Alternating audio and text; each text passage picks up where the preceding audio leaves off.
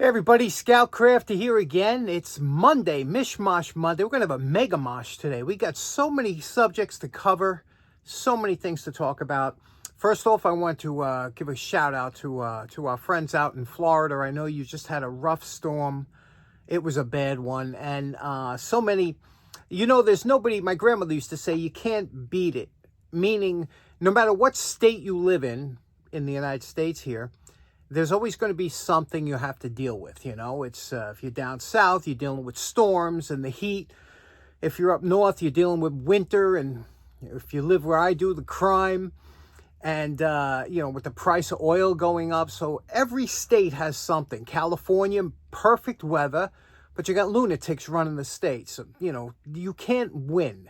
There's always going to be something in every state. So you try and look for the least amount of damage that you're going to go through. But Florida, that was a rough one.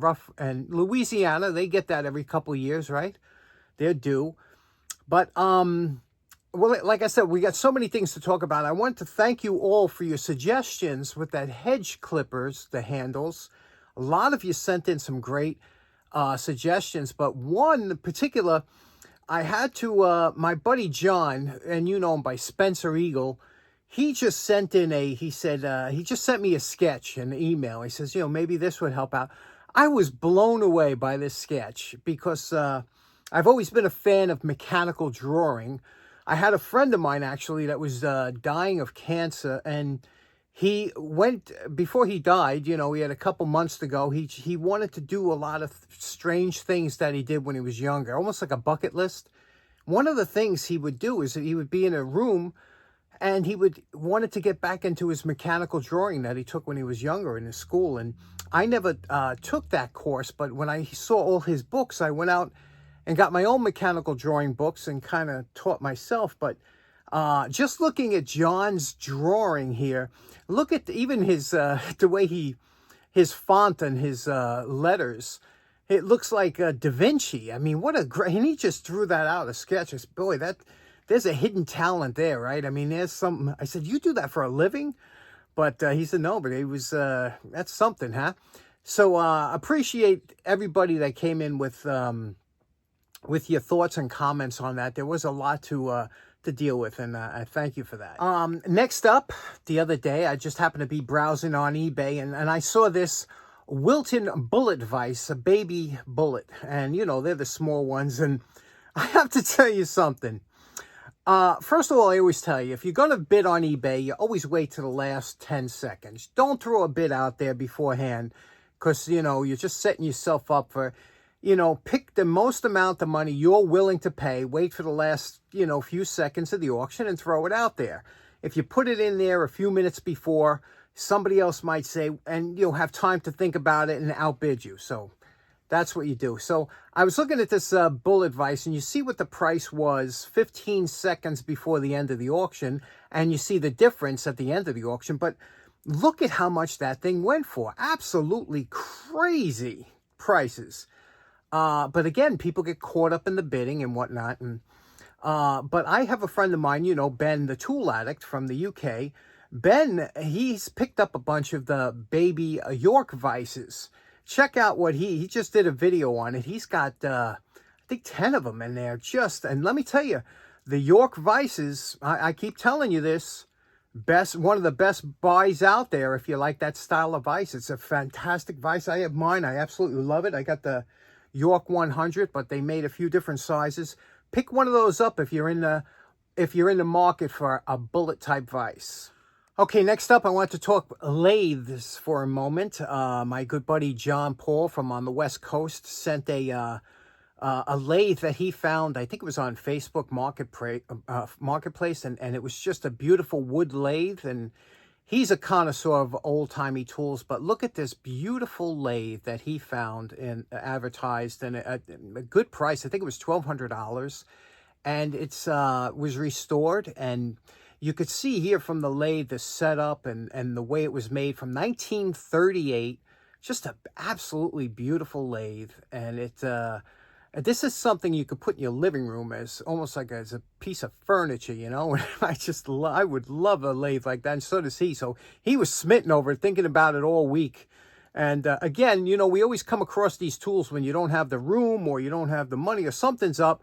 You always come across like a really good buy. And sometimes if you let it go, that's when you regret it. You know, you regret that for a while. And speaking of lathes, my good friend Stuart Lee from Australia, he has a YouTube channel, Scrounge's Workshop. Stuart was working on his lathe. He tried to get his chuck off the lathe. I'll put a link to his video. What a fantastic fix. He figured out how to get this chuck off, and I wanted to talk about that as one of the subjects today. I thought we would discuss it, so let's talk about that right now. Now, we're over here at the lathe, and whether it's a wood lathe or a metal lathe, they all basically have similar nomenclature on what things are called. And what this is here is, this is called the headstock, and this is your spindle here, okay? And the spindle's what spins, you know, and now this is threaded, and you put either a chuck on here, or in the case of usually with the wood lathes, they have a taper, a Morse taper in here, and this is a Morse taper inside. Now, this here is a little adapter that when you're turning wood, I cannot get this out. If I try and pull and yank, it will not come out. What you have to do is you take a rod and go from the other side of the headstock. Here's the other side of the headstock. You take this rod, you put it through here, through the hole, and with a sharp tap, it'll pop out whatever you put in here, okay? You see, that's the rod. So it pops, it's just a through hole that'll pop it out. And if you, like I said, once this is in here, you could pull on it, yank on it. You can't get it out because it's a Morse taper fit. And I just gently put that in, but now I have to put that rod back through that hole in order to pop that out. That's the only way you can get it out, with a quick knock of a steel rod. And this steel rod has, you know, a good amount of heft to it that'll knock it out. So that's how you get out the Morse taper. Now, on these threads here, that's meant to put on a chuck.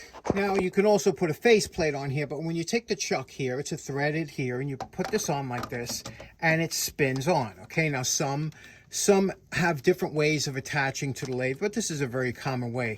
And when this spins on, you'll see that nut in the back here, you'll see that nut will come up and register against the flat of the spindle. You hear that? That locks in there. That is on there. Now, if I try and turn this off, believe it or not, I just put it on hand tight, I cannot take this off. So what you have to do is you have to lock the spindle. Some lathes have a spindle lock. This one here is how you lock this. You see how you give it a turn like this, and it just locks down. Now it's locked. Now I could take it like this, and I still can't do it. Sometimes you need some kind of a strap wrench or something like that. This is a strap wrench. You put this on here like this, and using some force, a lot of times, there you go. You could break it free with a strap wrench. It's for some reason, a lot of things that are mechanical or machine made, when they lock up, they get locked in there. So if you check out Stuart's video, Stuart found a great way to take his chuck off because it was on there for years and he couldn't get it off. So very interesting. I won't give a spoiler alert, but I wanted to talk a little bit about what I was saying about that shock value. Now, this here is a milling machine, okay? And a milling machine is nothing more than a glorified drill press. And here's the spindle here, okay? And this has your Morse adapter. In this case, it's a Morse 2 adapter that goes in there. And it has a draw bar. And this is a bar. It's a threaded bar that threads down through the top. There's a little cap here. You take this cap off, and you see this spins. That's your spindle here. Can you see that? And as that spins, what you want to do is you take this here to put this in. You just raise this up here like this. Now, it'll hold. If I go like that, that'll hold. But because it's a milling machine and you're going to have side-to-side movement, you have to have something to hold it in to make sure it won't fall out. So you have what's called a drawbar. Now, this screws in like that, and then you tighten it up. And now that's how you mount your accessories to a milling machine, okay? Now, to get this out, this is what I find interesting. Once you cinch up, there's two little wrenches that,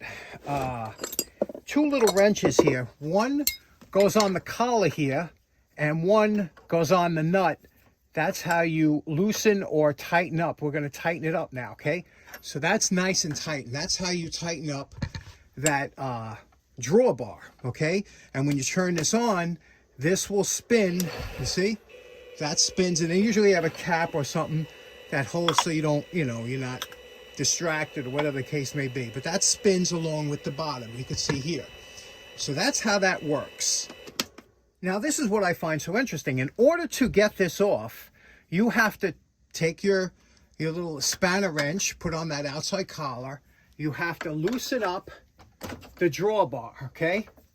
There, we just loosened up the drawbar. You should say, well, this should pop right out now. It doesn't. Because that's locked in there with that Morse taper, you have to loosen it up a couple turns and tap on this with a hammer. Now, here's what I thought is interesting. When I first got this, I don't want to screw up that bolt, that drawbar, so I would tap on it with a soft blow hammer. And I would tap on it and tap on it and tap on it, and it wouldn't come loose. It's still tight on there. And I would tap on it, and you know why? What I didn't realize is this soft blow doesn't have the shock value, and that's what we're talking about today. Let me show you what you have to use whenever you have that kind of mechanical lockup. Now, here's a steel hammer, okay? Now, you saw me hitting on it before with the soft blow, it wasn't coming out. But when I tap on it with the steel hammer, you see how that just, it loosened up? You see?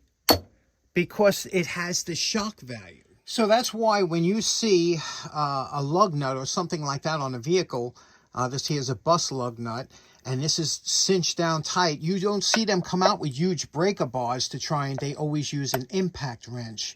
And they even have smaller impact hammering wrenches that are made. You might have seen them before. They look like an open end wrench or a box end wrench with a small handle on it, and that's meant to pound with a hammer, because that shock, that initial strike, will break a nut free quicker than if you took a 6-foot pipe wrench and tried to do it that way. Even though you're getting more leverage force with a longer wrench, it's that shock value that'll loosen up a lot of times mechanical lockups. So my point with all this is that sometimes, depending on what you do for a living, you're going to have different ways of going about the same problem.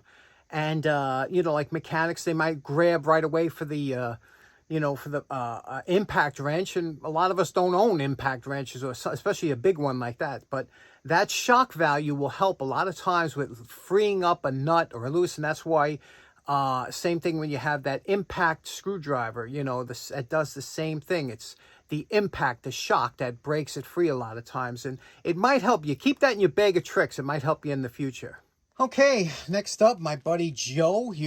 Trader Joe, he goes by, Charlie's owner. Joe always, he's a big enabler. And he's always sending me stuff that I can't resist. So he said, check this out. He sends me an email. He shows me this. He goes, how cool is this? And of course, I had to pick one up. And what this is, have you ever seen one of these before? This is a right angle drive, which I'm sure I will never use, because there's not many times you need a right angle drive, but it's like, the swivels that they have. But look how this works. Do you see this? These are individual rods that come in and out and will spin this one. It's almost like a mechanical marvel to see this. And I've seen this. This is an old time invention, and I've seen this handmade, but I never seen one that was commercially available until now. And this one here is made by Calvan Tools. But what I liked about it was it's made in Taiwan. I always told you about to buy up as many Taiwanese tools as you can while you can. Part number 483. This is 3/8. They also come in 1/4 inch. But it's supposed to be strong enough. You see here, there must be like slight lubricants in it. It's supposed to be strong enough that this thing will be able to work any nut. It's just not impact rated. It's strong enough for anything that you could use with a wrench, but just not an impact wrench. So, but very interesting, right, how this would work. And like I said, you don't have many needs for a right angle drive, but just very interesting adapter. What do you think of this? Pretty cool, right? Okay, next up, I have a little buddy of mine named Marty. Marty's a little raccoon that got separated kind of from his family a while ago, a few months ago, and And what's funny about Marty is he comes early because he knows he was like the runt of the litter. And I guess he wasn't getting any food, so he comes early as soon as it starts getting dusk. Usually raccoons don't come out during the day. They wait till late at night. He comes out early because he knows that he can get first dibs on the food. So I started seeing him, and he's very friendly, comes over and very shy. And but he loves to come early and get his early bird special. So that's Marty. Okay, so in closing, we couldn't get to everything we wanted to, but we did cover a bunch of stuff. I told you it's going to be kind of a mega mosh today. Thanks so much for tuning in. Hope you have a great start of your week. Take care now. Bye-bye.